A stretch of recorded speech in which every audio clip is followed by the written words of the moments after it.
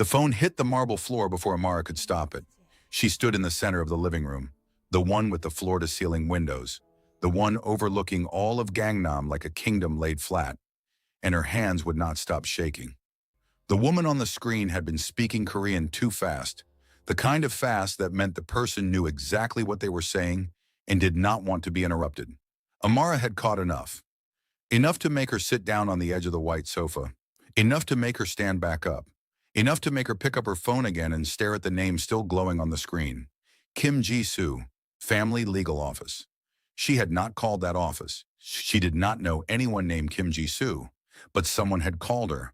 And what Kim Ji-soo had said in that clipped, careful voice was this: Mrs. Kang, I'm calling to inform you that there is no registered record of your marriage in the National Civil Registry. You may want to consult a lawyer before your husband's scheduled board review next month, for your own protection. Then the line had gone dead. Amara set the phone face down on the coffee table. She looked at the room around her. The fresh orchids Seo-jun had ordered every Monday for 6 years. The framed photograph of the three of them, her, him, and their daughter Yuna, taken in Jeju the summer Yuna turned 3. The small handwritten note still tucked beneath the fruit bowl, the one Seo-jun had left this morning before his driver came. Back by 7, I'll bring the dumplings you like. She picked up the note, read it again, set it down. Then she walked to the bedroom, opened the second drawer of her vanity, went and found their marriage certificate exactly where it had always been, folded inside a cream envelope with a gold embossed edge. She unfolded it. She read her name. She read his name. She read the date, October 14th, 7 years ago. And the official stamp at the bottom, dark red, pressed hard into the paper. It looked real. It had always looked real.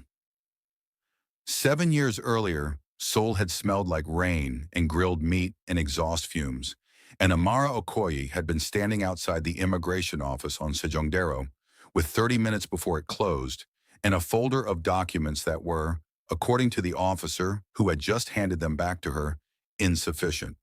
Your extension was denied, the officer had said, not unkindly, just flatly, the way people say things that are not their problem. You have 14 days to leave the country or face detention. She had stepped outside. The rain had started immediately, as if the sky had been waiting. She had no umbrella. She had a folder of wet documents, a phone with 11% battery, and the particular kind of stillness that only comes when panic has moved past the loud stage and settled into something quieter and colder.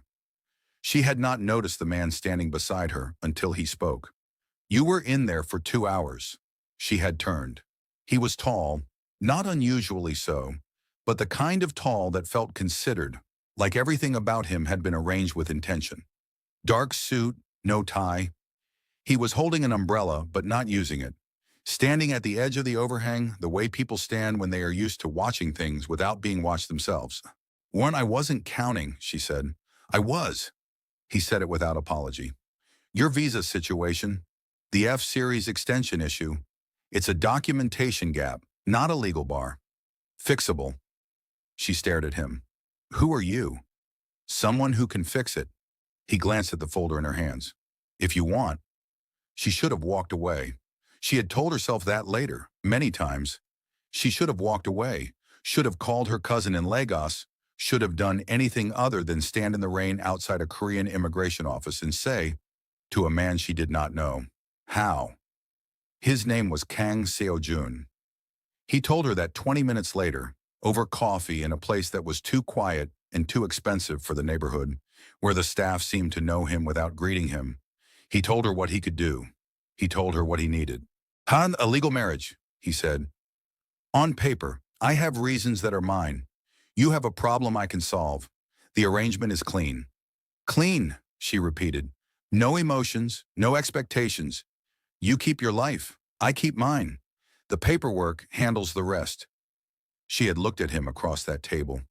This man with his careful eyes and his untouched coffee and his complete, almost architectural calm. And she had thought, this is insane. Then she had thought, I have 14 days. How long, she asked. As long as necessary. And if I want to leave? He had looked at her then, really looked, for the first time. You'll be free to go. That's the agreement. She had hesitated for a long time. Long enough that the coffee went cold. Long enough that the rain outside shifted from heavy to steady. Long enough that she found herself thinking about her mother's voice on the phone last week. Come home, Amara. Just come home. And the way she had said no because she was not ready to admit that Seoul had not worked out, that the design internship had collapsed, that she had been surviving on savings that were almost gone. She was not ready to go home defeated. Okay, she said. He nodded once, like he had expected it, like the yes had already been factored in. That should have told her something. If this story already has you hooked, hit like and subscribe so you don't miss a single part. Drop in the comments, do you think Amara made the right choice? Let's talk about it. The wedding was small. That was what she had told her cousin Adese when Adese had called from London, voice pitched high with disbelief and something close to joy. Small, private, just the two of us and a witness. She had not said the witness was Seo-jun's lawyer. She had not said there were no flowers, no dress, no celebration, just a room, a document, two signatures, and then a car ride back to an apartment she had never seen before, where a housekeeper she did not know had already unpacked a suitcase she did not remember packing. Your things were collected from your previous residence, Seo-jun had said, standing in the doorway of what was now apparently her bedroom. Separate from his, at the end of a long hallway, she had looked at the suitcase, then at him.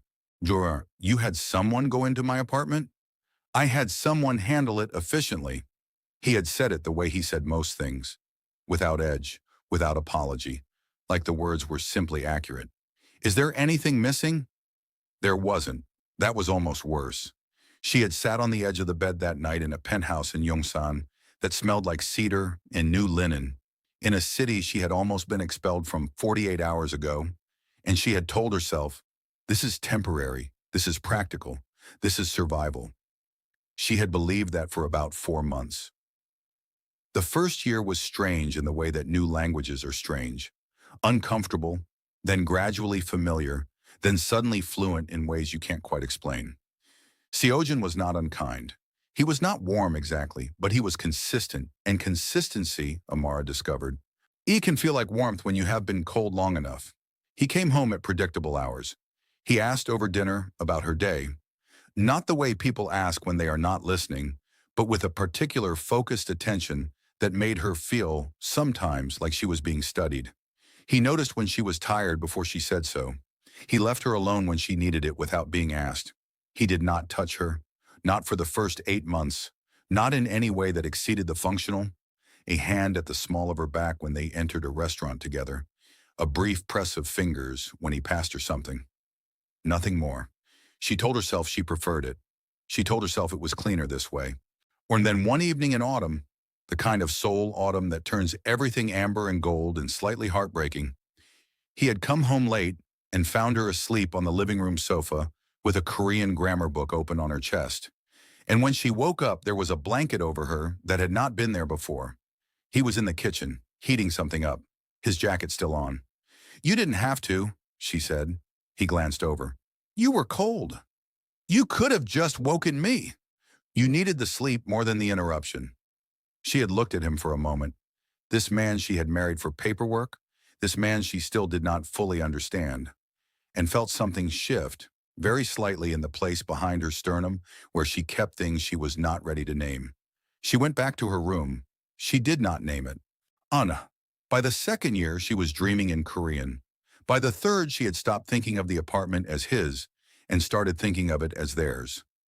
A small private betrayal of the original agreement that she justified by telling herself it was simply accurate. They shared the space. They shared meals. They had somewhere in the quiet accumulation of ordinary evenings become something that did not have a clean word. He kissed her for the first time on a Tuesday. No occasion, no ceremony. They had been arguing mildly about whether the housekeeper had rearranged his study. She said yes.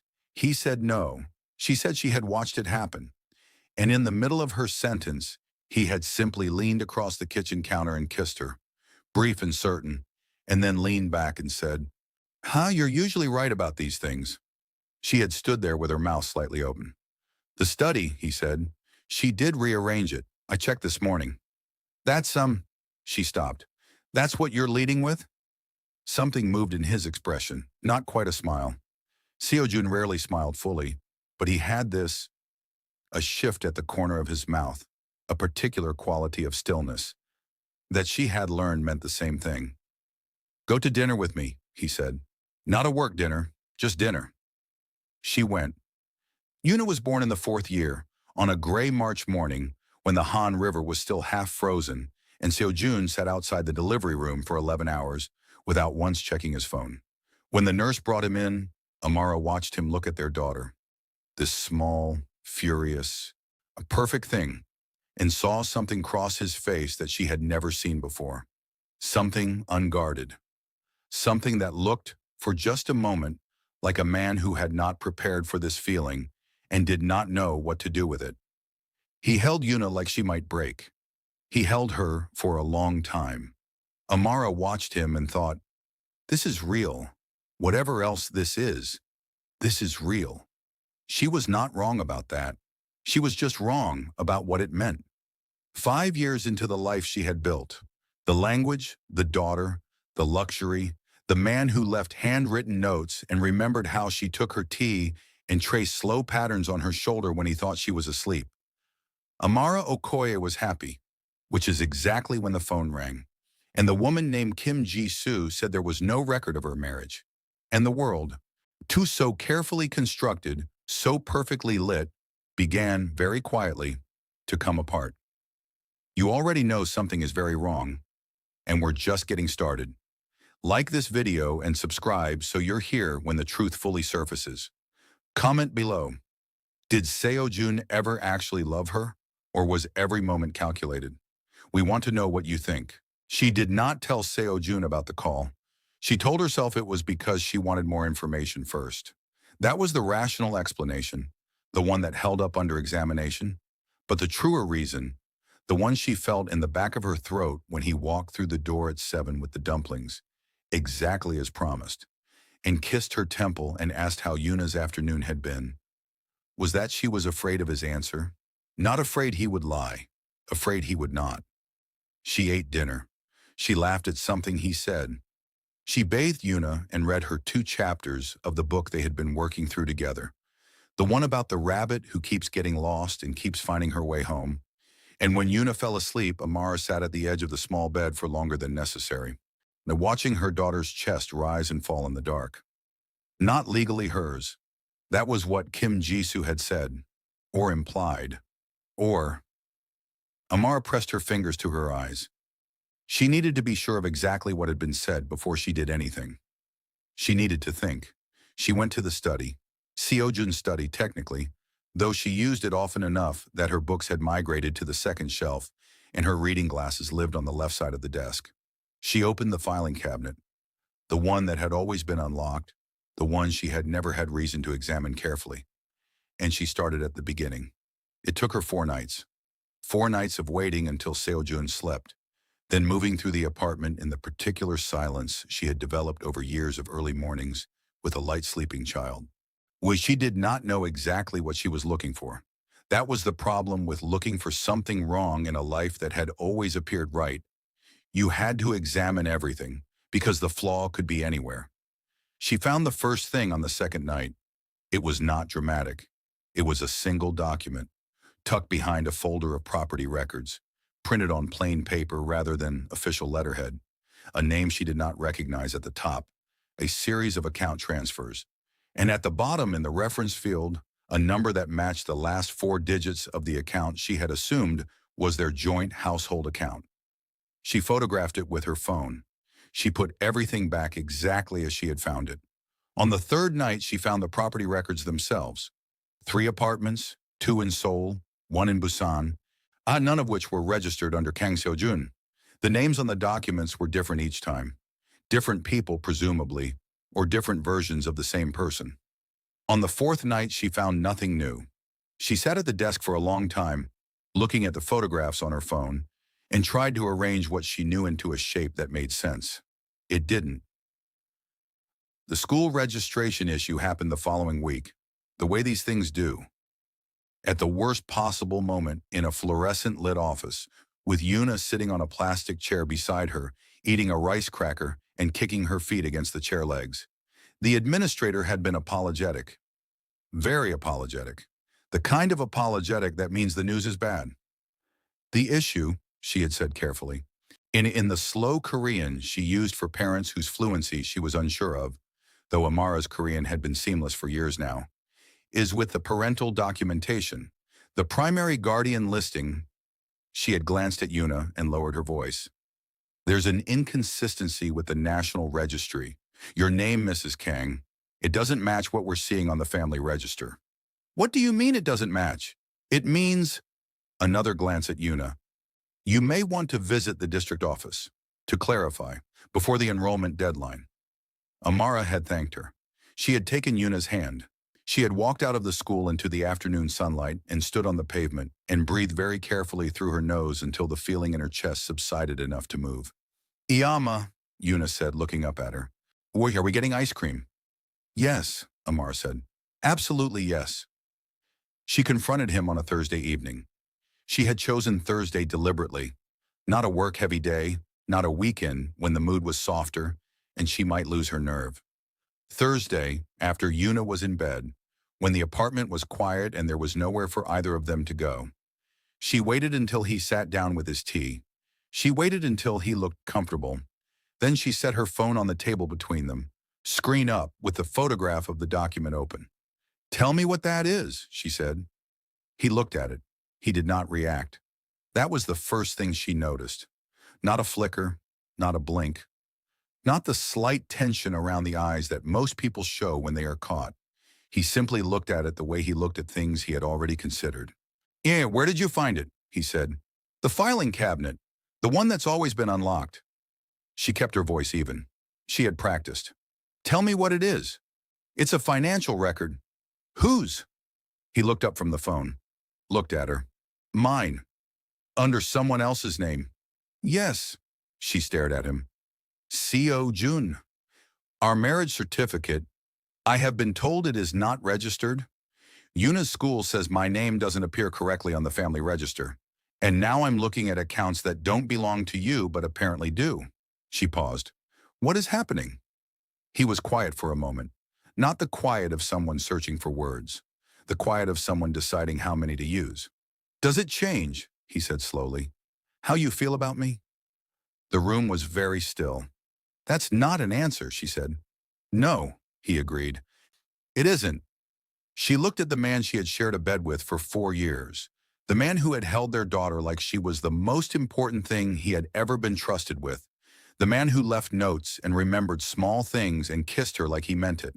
And she felt for the first time genuinely afraid of him. Not because he had raised his voice, because he hadn't. This story is getting darker by the minute, and we are nowhere near the bottom yet. If you're watching this far, you already know you need to subscribe so you don't miss what comes next. Like the video and drop a comment. Did Seo-jun's reaction scare you? Because it should have. She did not sleep that night. Seo-jun had gone to bed at his usual time. 10:30, no deviation. The man was a clock in human form, and she had lain beside him in the dark, listening to his breathing slow and even out, and thought, how does a person with secrets sleep this well? The answer came to her somewhere around 2 in the morning, because they are not afraid of being found out. She got up. She went to the kitchen. She sat at the island with a glass of water she did not drink, and her phone and the slow, creeping certainty that the conversation on Thursday had told her more than Seo-jun had intended. Not because of what he said, but because of what he didn't. He had not denied the documents. He had not explained them. He had not reassured her, had not reached across the table, had not done any of the things a husband does when his wife is frightened, and he wants her to stop being frightened. He had asked if it changed how she felt about him, like her feelings were the variable, like the facts were fixed. She opened her phone and started searching. Kang Seo-jun was not difficult to find. There were articles, business pages mostly, the kind that run photographs of men in dark suits at industry events and describe them in phrases like emerging voice in private equity and key figure in restructured holdings. He looked the same in every photograph. Same careful stillness, same almost smile, but the company names shifted. She noticed it after the fourth article. The affiliated entities listed under his name changed depending on the year. Some appeared once and never again. Some overlapped in ways that didn't make structural sense. She was not a financial expert. She knew enough to know she was looking at something deliberately tangled. She searched deeper. She found a forum post, the kind that lives in the corners of Korean financial discussion boards. Anonymous, poorly formatted, the sort of thing that gets ignored because it sounds like conspiracy. It had been posted 3 years ago. It described in fragmented detail a cable succession dispute. A family called Kang, old money, the kind that had its fingers in steel and shipping and 3 generations of political adjacency. The post described a second son, erased from the official family record following an internal power dispute. Assets moved, identity restructured. She read it twice. Then she searched the name the post used for the second son. And the results were almost nothing. A few old registry records, a university enrollment from 15 years ago, and one photograph, grainy, clearly scanned from print, of a group of young men at what looked like a formal dinner. She enlarged it. She stared at it for a long time. The face in the back row was younger. The hair was different, but the stillness was the same. The particular quality of watching without being watched. She set the phone face down on the counter. Outside, Seoul was doing what Seoul does at 3 in the morning. Glowing quietly, indifferent, a city that has seen too much to be surprised by any of it. His identity is partially erased. She thought about the accounts under different names, the properties registered to people who did not exist. The marriage certificate that apparently meant nothing to any official database in this country. And then she thought about something that had never bothered her before. Something so ordinary, she had filed it away without examination. In 7 years, she had never met his family, not once. Not a parent, not a sibling, not a cousin at a holiday table. She had asked early on, and he had said simply, "We're estranged." She had accepted it because she understood estrangement, because her own family was complicated, because some doors are closed for reasons that belong only to the person who closed them. But what if the door wasn't closed? What if there was no door? She found the woman by accident. She had gone to the district office alone, told Seo-jun it was a routine errand, smiled when she said it. He watched him nod without looking up from his laptop, and sat across from a clerk who pulled up their household registry and went very quiet in a way that confirmed everything. "Mrs. Kang," the clerk said carefully, "this register, the primary entry." She turned the screen slightly, then seemed to think better of it and turned it back. "When was this filed?" 7 years ago, at registration.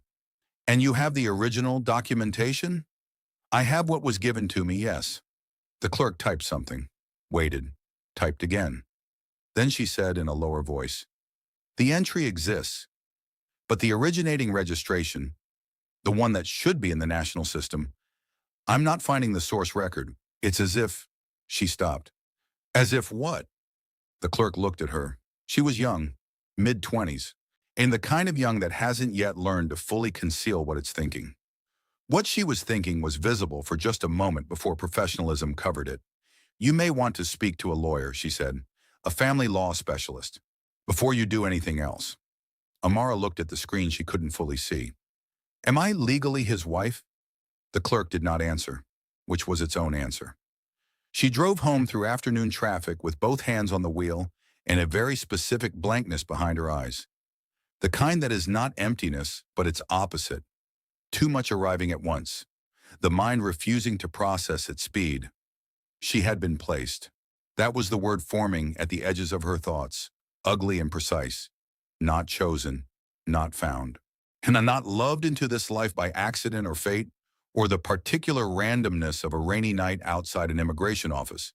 Placed, her foreign status, her lack of Korean family connections, her visa vulnerability. All of it had made her, what was the word, invisible in the architecture of whatever Seo-jun was building.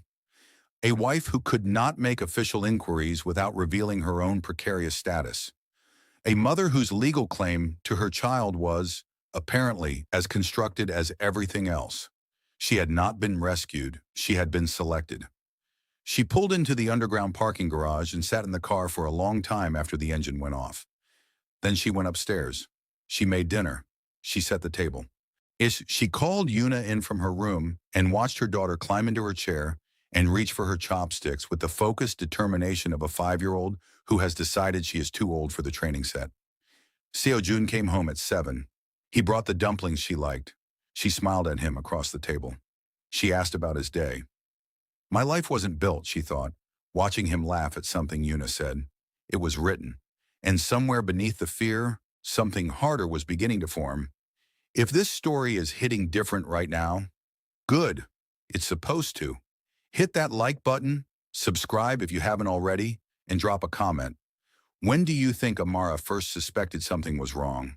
Was it before the phone call, or has she been ignoring signs for years? We read every comment. She tried the passport first. It was a logical place to start. The most fundamental document, the one that said, this person exists, this person belongs somewhere, this person can leave. She had kept it in the top drawer of her vanity since they moved into the Gangnam apartment 3 years ago. She had not needed it recently. No reason to. The drawer was empty. She checked the drawer below, then the wardrobe, then the filing cabinet in the study. Her section, the one with her personal documents, the one she had always assumed was hers because nothing had ever suggested otherwise. She went through every folder, every envelope, no passport. She stood in the center of the study and breathed and told herself there was a reasonable explanation, that she had moved it, that it was somewhere she hadn't checked yet. She went back through the bedroom, every drawer, every shelf, the box on the top of the wardrobe that held things she never looked at, old letters and a broken watch and a photograph of her mother from a trip to Abuja years ago. No passport. She sat on the bed. Okay, she thought. Okay. She tried to call a daze that afternoon. Her cousin was in London now, had been for years, married, settled, reliably available on WhatsApp, in a way that had always made the distance feel smaller. Amara sat in the car in the underground garage. She had started preferring the garage for calls, something about the concrete walls, the absence of windows, and opened WhatsApp and pressed call. It rang and clicked to voicemail. She tried again. Same result. She typed a message. Call me when you can. It's important. And watched it show one gray tick, which meant it had sent, and then stay at one gray tick for 4 hours, which meant it had not delivered. She checked her other messages. They were going through fine. A message to the school administrator, a note to the dry cleaner, a reply to a parent from Yuna's class about a birthday party. All delivered instantly, both ticks, blue. Only a Daisy's message sat there with its single gray tick. She thought about that for a long time. She started paying attention to the staff the way she had not before, which is to say she started paying attention to them as a system rather than as individuals. Mrs. Park, the housekeeper, who had been with them since the beginning, and who was warm and efficient and who Amara had always liked. Mr. O, the driver, quiet and punctual, who materialized whenever she needed to go somewhere, and who had, she now realized, always materialized. She had never called for a car that he wasn't already aware she would need. The night security at the building's front desk, who knew her face and her name and the faces and names of everyone permitted to visit. She had experienced all of this as comfort, as the texture of a well-managed life. She experienced it differently now. She tested it carefully. She told Mrs. Park she was thinking of visiting a friend in Mapo, a friend she did not actually have, a name she invented. She mentioned it casually, the way you mention things that don't matter. Mrs. Park had nodded pleasantly and said nothing. That evening, Seo-jun mentioned over dinner that Mapo had bad traffic at the moment. Construction. He recommended she avoid it for the next few weeks. She had not told Seo-jun she was considering going to Mapo. She kept her face neutral. She agreed that traffic was a problem. She asked Yuna if she wanted more rice. The monitoring was not crude. That was what made it effective. It didn't feel like surveillance because it had no visible apparatus. No cameras she could point to, no obvious interception, no heavy-handed restriction. Just a household that ran with perfect, frictionless awareness. Just a husband who always seemed to know, in advance, what she was planning to do. She tried writing things down instead of saying them. She tried making decisions entirely in her own head with no external indication of intent. She mapped the apartment in her mind. Which rooms had clear sight lines from where, on which conversations could be overheard from the hallway, which windows faced which directions. She thought about the phone. She turned it off one afternoon and left it in the bedroom and went to sit on the building's rooftop terrace, residents only, always quiet, and just sat without the phone, without saying where she was going, for 40 minutes. Seo-jun texted her at the 30-minute mark. "Cold up there. Don't stay too long." She looked at the message. She looked out at the city. She thought about the fact that she had not told anyone where she was going, had left her phone behind, had made no indication of any kind. He had known anyway. He was more present now. That was the other thing. She was not sure when it had started, could not identify a specific day, but he was simply there more than he used to be. Home for lunch occasionally, which had never happened before. In the study when she passed in the evenings. Door open, always with a reason to look up and make eye contact. Coming to bed earlier so that she was never the last one awake. He was not doing anything wrong. That was the precise, maddening quality of it. He was attentive. He was present. He asked about her day and remembered what she said and brought her tea without being asked. He was, by every visible measure, being a wonderful husband, and she could not move. She could not leave the apartment without him knowing where she was going. She could not contact her family. She could not confirm her own legal existence. She could not take her daughter and walk out the front door because her daughter legally might not be hers to take. She sat across from him one evening, Yuna asleep, the city glowing outside, his hand resting near hers on the sofa, and he said very gently, "You seem tired lately." "I'm fine," she said. "You'd tell me if something was wrong." It was not a question. "Of course," she said. He looked at her for a moment with those careful, unreadable eyes. Then he said, "You're safe here, Amara. Why would you want to leave?" She smiled at him. She had been practicing the smile for 3 days. "I don't," she said. "I'm exactly where I want to be." He seemed satisfied. He looked back at the television. She looked at his profile, the clean line of his jaw, the stillness she had once found comforting, and felt something shift in her chest. Not love this time, not fear, something colder, something that did not have a soft name. "You built this cage." Wait, she thought, "but you taught me how to move inside it, and I have been watching you for 7 years. She is trapped, but she is not finished, not even close. Like this video if Amara's silence just hit you harder than any argument could." Subscribe and comment below. What would you do if you discovered your entire life was a construction? She started with her face. She stood in front of the bathroom mirror one morning and studied herself the way you study a tool you're about to use. The woman looking back had learned to smile on cue, had learned to move through this apartment like it was home, had 7 years of practice performing contentment. She had thought of that performance as defeat. She decided to think of it differently.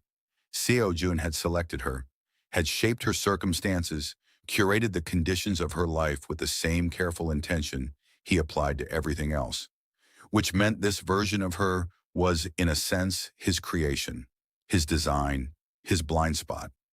Because the thing about building something is that you think you know exactly what it can do. You stop watching for what you didn't plan. She became, to all visible appearances, the woman she had been 3 months ago, before the phone call, before the filing cabinet, before the district office clerk who could not meet her eyes. She laughed more. She initiated small touches, a hand on his arm in the kitchen, her head against his shoulder in the evenings. She asked about his work with what appeared to be genuine interest and listened carefully to his answers, which were always partial, always shaped, always true in the way that partial things can be technically true. She filed everything he said. She asked Mrs. Park about her daughter's university entrance exams, listened, remembered, and the following week asked a follow-up question that made Mrs. Park look at her with something surprised and grateful. She started bringing Mr. O coffee when he was waiting in the garage. Not every time. Not in a way that drew attention. Just occasionally. Naturally. The way a person does when they have started seeing another person clearly. She was building something. She didn't yet know its full shape, but she understood that whatever she was going to do, she could not do it alone. And the only people inside this life were the ones Seo-jun had placed here, which meant at least some of them were watching her, which meant at least some of them might be watching him too. The moment came from Mrs. Park. Amara had not engineered it. They had been talking about nothing. Food, weather, a drama Mrs. Park was watching.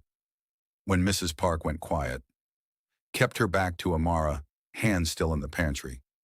"You've been different lately," she said. "More like yourself." Amara looked at her. "What does that mean?" Mrs. Park was quiet for a moment, and then she turned around, and her face had something in it Amara had not seen before. Not pleasant professional efficiency, but something older and more complicated. "My sister works in district legal records," she said simply. Amara did not move. She mentioned a woman who came in recently, asking about a family register. My sister remembered because the record was irregular. Mrs. Park paused. She said the woman seemed very calm, but her hands were shaking. The pantry reorganization was apparently finished. Mrs. Park closed the cabinet. "I make very good tea," she said. "Would you like some?" "Yes," Amara said. "I would." They said nothing explicit over the tea, but Mrs. Park mentioned, as general information of no particular relevance, that the building's security server was serviced on the first Thursday of every month, between 11 and 1. During servicing, the system ran on a backup configuration that was, she said, somewhat less comprehensive than the primary. "Less comprehensive," Amara repeated. "My sister's husband does IT work." Mrs. Park sipped her tea. "He says all systems have gaps. The ones that seem most complete have the biggest ones, because the people who built them got confident." Amara thought about Seo-jun, his total architectural confidence, the confidence of a man who had built something airtight and knew it. "Next Thursday," Amara said. "First Thursday of the month." "Yes," Mrs. Park said. "I believe it is." Mr. O was harder. He was loyal in the way that is less about affection and more about order. The loyalty of a man who does not deviate because deviation costs more than it returns. 11 years with Seo-jun. 11 years was not a job, it was an identity. But he had a daughter. Amara knew this because she had asked months ago, before any of this, over the coffee she brought him, the way she had started asking people things, because she had realized she had spent years inside this life without genuinely knowing anyone in it. His daughter was 7, a year older than Yuna. He had shown her a photograph with the particular pride of a man who does not show people things easily. She did not ask him for anything directly. Asking too early or asking wrong would close the door permanently. What she did was leave a document on the back seat of the car. Not incriminating, not addressed to him. A single printed page, a summary of what she had found, written in careful neutral language. What the marriage certificate status meant, and what the family register showed. What it would mean, legally, for anyone connected to a household built on documentation that did not exist. She left it face down, said nothing. The next morning, driving Yuna to school, Mr. O did not mention it. He drove. He was quiet in his usual way. But when Yuna had scrambled out and Amara was gathering her bag, he said without turning around, "The route to Incheon is fastest on Thursday mornings, before 9. Less construction." She went still. Incheon, the airport. "Thank you," she said quietly. "Good to know." She went back to being perfect. That was the hardest part. Harder than the research. Harder than the fear. She had to hold the performance not just when Seo-jun was watching directly, but in all the ambient moments. She had loved him. Where's some part of her? The part that remembered the blanket on the sofa, the 11 hours outside the delivery room, the not quite smile, still did in the way you can love something that has hurt you badly. She did not have the luxury of that love right now. She had to be the version of herself he had designed. Compliant, content, grateful. So completely that version that he stopped watching for the other one. She was good at it. She was, it turned out, very good at it. If he created this version of me, she thought, then I'll use her. And she began to count down to Thursday. Amara is no longer reacting. She is planning. Like this video, She has earned it. Subscribe so you're here for the finale, and comment below. Do you trust Mr. O? Do you trust Mrs. Park? In a house built on deception, alliances are never simple. Thursday arrived looking exactly like every other day. Amara woke at 6, made Yuna's breakfast, packed the school bag with unhurried hands, kissed Seo-jun's cheek when he came into the kitchen, poured his coffee without being asked about his 9 o'clock meeting, the one she already knew about because she had read his schedule off the tablet he left on the counter while he showered. He told her about the meeting, drank his coffee, looked at her across the island with those careful eyes. "You seem good today," he said. "I feel good," she said. He smiled. The real one. Not the almost smile. She let it land. She smiled back with enough warmth to be convincing, because the warmth was, in some complicated way, still real. That was the thing about performing something for long enough. It stops being entirely performance. Once she dropped Yuna at school at 8:15. At the gate, Yuna turned and grabbed her hand. "Are you picking me up today?" "Yes," Amara said. "I'll be there." Yuna studied her face with the unsettling perceptiveness of a child raised watching two adults who express very little. "Promise?" Amara crouched to her level, held her daughter's face in both hands. That face so entirely itself, the one she had watched come into the world on a gray March morning with a half-frozen river outside. "I promise," she said. "I will always come for you. Do you understand me? Always." Yuna nodded and walked through the gate without looking back. Because she was, in this as in many things, her father's daughter. Amara got back in the car. "We have time," Mr. O said. "Yes," she said. "We do." The window was 11 to 1. She used 40 minutes. She didn't go to the airport. Not today. Today was about the information, the documentation, evidence assembled outside these walls, outside this system, outside Seo-jun's reach. She sent the messages from a public terminal at the library. An account created 3 weeks ago on an ordinary Tuesday that Seo-jun's system had logged as library. 40 minutes, nothing unusual. 3 recipients. Mrs. Park's contact in district legal records, a journalist who covered Shaebol accountability and protected sources, and a Daisy. She had spent days finding the workaround for a Daisy. The blocking was number specific, which meant a new contact through a different channel would arrive unimpeded. The message was the shortest of the 3. "I need you to know I'm okay. I need you to know where I am. I need you to be ready. Don't respond yet. I'll tell you when." She closed the terminal, walked back to the car. Was home by 12:40. Seo-jun came home at 7. Dinner was ready. Yuna was fed and bathed and in her room with her books. Amara heard his key in the door and arranged herself. Settled her expression, became the version of herself that lived here without complication. They ate. They talked about Yuna's school project, the weather turning, nothing and everything, the ordinary language of a shared life. Amara held her part of it perfectly. Then while she was clearing the plates, he spoke. "You've been very careful lately." She did not stop moving. Plate to the sink, rinse, set aside. "Have I?" she said. "Your movements, your routines?" He was still at the table. She felt him watching her back. "There's a precision to them." Recently. She turned around. It leaned against the counter. Looked at him with the expression she had refined over weeks. Open, faintly puzzled, slightly amused. "I'm not sure what that means," she said. He looked at her for a long moment. The full inventory look. She held it without shifting her weight, without touching her face, without doing any of the things the body does when it is hiding something. Then he said, "I'm proud of you." The words landed quietly. She kept her face exactly where it was. "For what?" she said. "For being so well." She looked at him. This man, this architect of her life, this person she had loved and feared, and was now quietly, methodically dismantling. And she smiled. "I'm happy," she said. "Isn't that what you wanted?" Something moved in his expression. Briefly, it looked like the face of a man watching a game he has played for a long time, and finding, with something close to pleasure, that the other player has finally caught up. "Yeah," he said. "It is." She turned back to the sink. Her hands below the counter and out of his sightline were completely steady. She went to check on Yuna. Her daughter was asleep, the animal poster spread across the bed beside her, a crayon still loosely in her hand. Amara took the crayon and set it on the desk, stood in the dark looking at her daughter's face. "I will come for you," she had said at the gate. Always.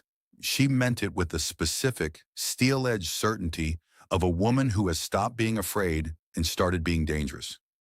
That night she lay beside Seo-jun and listened to his breathing slow and even out, the sleep of a man without doubts. And she understood finally the thing she had been circling for weeks. She had thought she was planning an escape.